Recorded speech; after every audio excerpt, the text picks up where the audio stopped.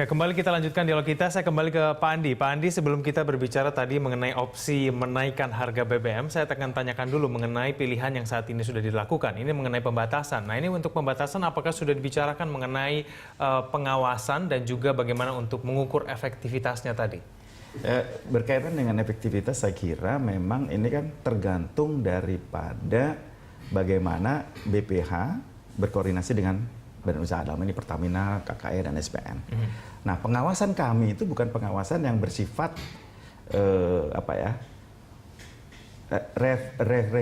represif judicial gitu loh. Jadi kita bisa nangkap atau itu bukan itu kewenangan kami, itu kewenangan daripada kepolisian.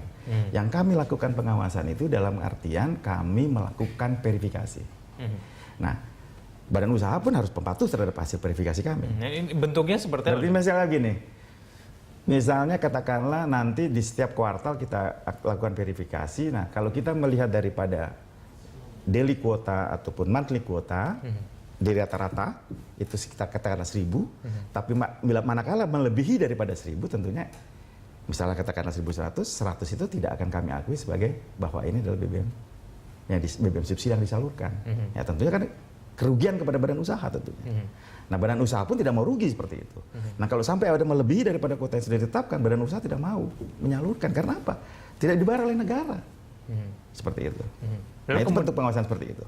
Tapi tidak adakah yang bisa dilakukan kemudian untuk betul-betul mengawasi bahwa penggunaan solar ini pasti akan muncul banyak pengelanggaran gitu, saya membayangkan. Bagaimana? Enggak, selama badan usaha dalam setiap penyalur konsisten terhadap ketentuan surat edaran yang sudah diberlakukan, saya kira mereka tidak akan berani menyalurkan. Tapi yang terpukul ini, saya membayangkan Organda. Ini dari pihak Organda sendiri sudah menyampaikan keluh kesahnya bahwa kan ada ini ada menyampaikan dinas perhubungan terkait kan punya jam-jam saya sudah juga tertentu. mendapatkan, walaupun baru informal ya dari teman-teman Niswana, bahwa teman-teman Niswana mendukung edaran ini. Dari Organda ada pertanyaan, bagaimana dengan kegiatan-kegiatan apa yang akan nanti dilakukan dengan adanya pembatasan? Sebenarnya bukan pembatasan, ini pengendalian. Kalau kita baca daripada surat edaran kami dari BPMI ada 6 poin. Bahwa perlu ada pengendalian untuk solar di daerah-daerah yang pertama yang rawan terhadap pelanggaran. Oke. Dan kemudian itu pertama. Yang kedua adalah bahwa daerah-daerah yang memiliki kuota yang lebih besar, contohnya Jawa ini kuotanya besar, 60% dan Bali. Kemudian kurang lebih dari 20% itu adalah Sumatera. Nah, daerah Sumatera, Jawa dan Bali itu sesuai dengan ketentuan yang ada, itu nanti kita atur bahwa Pertamina, badan usaha, tolong ditekan konsumsi daripada ataupun penyaluran daripada daerah-daerah ini. Dan itu pun disesuaikan dengan fleksibilitas daripada badan usaha. BPH tidak tahu di mana daerah yang rawan, mana yang tidak. Misalnya daerah pertambangan. Nah, itu akan diberlakukan dari jam 8 sampai dengan jam 6 sore. Tetapi kalau daerah-daerah SPBU yang memang tidak dianggap oleh Pertamina ini memang mendukung kegiatan ekonomi, dalam hal ini katakanlah kegiatan daripada Organda, itu tidak tetap dilayani seperti apa adanya seperti itu. Namun tetap penggantian harus terjaga. Jangan lagi orang bisa beli bolak-balik ya. Truk dengan truk yang sama bolak-balik untuk mengisi BBM, itu kan artinya untuk menimbun BBM. Itu artinya untuk nimbun kan, artinya bukan untuk digunakan di dalam aktivitas ekonomi, saya kira itu. Pak Qurtubi, ini juga salah satu tujuannya yang saya cermati ini untuk mengendalikan adanya pelanggaran-pelanggaran dalam penimbunan BBM. Nah, kalau menurut Anda efektivitas untuk hal ini bisa tercapai atau tidak? Saya dari dulu tidak pernah sependapat dengan kebijakan energi maupun BBM yang sifatnya mengendalikan atau membatasi, yang ujung-ujung membatasi volume. Saya tidak pernah sepakat, sebab saya katakan kita membutuhkan pertumbuhan ekonomi agar bisa menyerap tenaga kerja lebih banyak. Pertumbuhan ekonomi yang lebih tinggi mutlak harus disediakan volume energi, volume BBM yang lebih besar daripada tahun lalu, realisasi tahun lalu. Itu rumus tidak bisa dibantah. Nah, sekarang kalau volumenya kita kunci mati pada angka tertentu, ini melawan hukum alam. Nah, ini dampaknya, implikasinya apa nih, Pak? Rakyat akan ngantri solar BBM di pom bensin. Kita khawatir, justru rakyat ngantri 200-300 kendaraan, mereka kecewa di situ, bisa menimbulkan hal-hal yang tidak kita inginkan. Ya.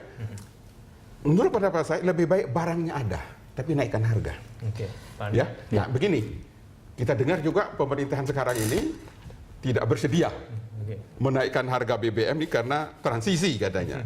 Nah, menurut hemat saya tidak ada larangan itu dalam undang-undang pemerintahan transisi menaikkan harga BBM. Dan ini kan pekerjaan sebagai negarawan. Oke. Presiden sebagai negarawan, Oke, baik. ya sebagai kepala negara yang berjuang memerintah untuk kepentingan seluruh rakyat Indonesia, waktunya untuk menjelaskan ke rakyat bahwa BBM terpaksa kita naikkan. Harus dinaikkan karena kuota sudah makin. Iya, karena Oke. kita ada keterbatasan seperti itu Oke, dijelaskan. Pak Andi. Saya setuju dengan pendapatnya Pak Qurtubi tadi bahwa itu jika dan hanya jika bahwa suplai BBM itu hanya BBM subsidi, itu akan jelas pertumbuhan ekonomi, pergerakan ekonomi akan terhambat. Tapi kan kita tahu bahwa di Indonesia ini kan dua rezim untuk harga BBM subsidi. Ada untuk harga BBM, ada BBM yang bersubsidi dan juga ada harga BBM yang non subsidi. Nah, tentunya kalau kebutuhan tentunya kayak di masyarakat Indonesia Timur, mereka itu membeli BBM subsidinya juga pun harganya lebih tinggi daripada harga BBM non subsidi. Nah, tentunya artinya apa? Masyarakat itu kalau masalah ketersediaan kami Sumatera dan Jawa itu cukup, tetapi kalau di daerah Timur kalau hanya disuplai dengan BBM yang subsidi, tentunya itu tadi seperti apa disampaikan oleh Pak Qurtubi, kegiatan ekonomi akan stuck karena hanya suplai daripada kegiatan energi itu hanya tergantung daripada BBM subsidi. Tapi manakala ketersediaan BBM non subsidi itu dipenuhi, tentunya kegiatan tidak akan macet juga dong Pak. Nah, Oke. cuma permasalahannya sampai sejauh mana sekarang ini kita ya di dalam kaitan yang menyalurkan BBM non subsidi ini bisa baik sampai kepada dari Sabang sampai Merauke.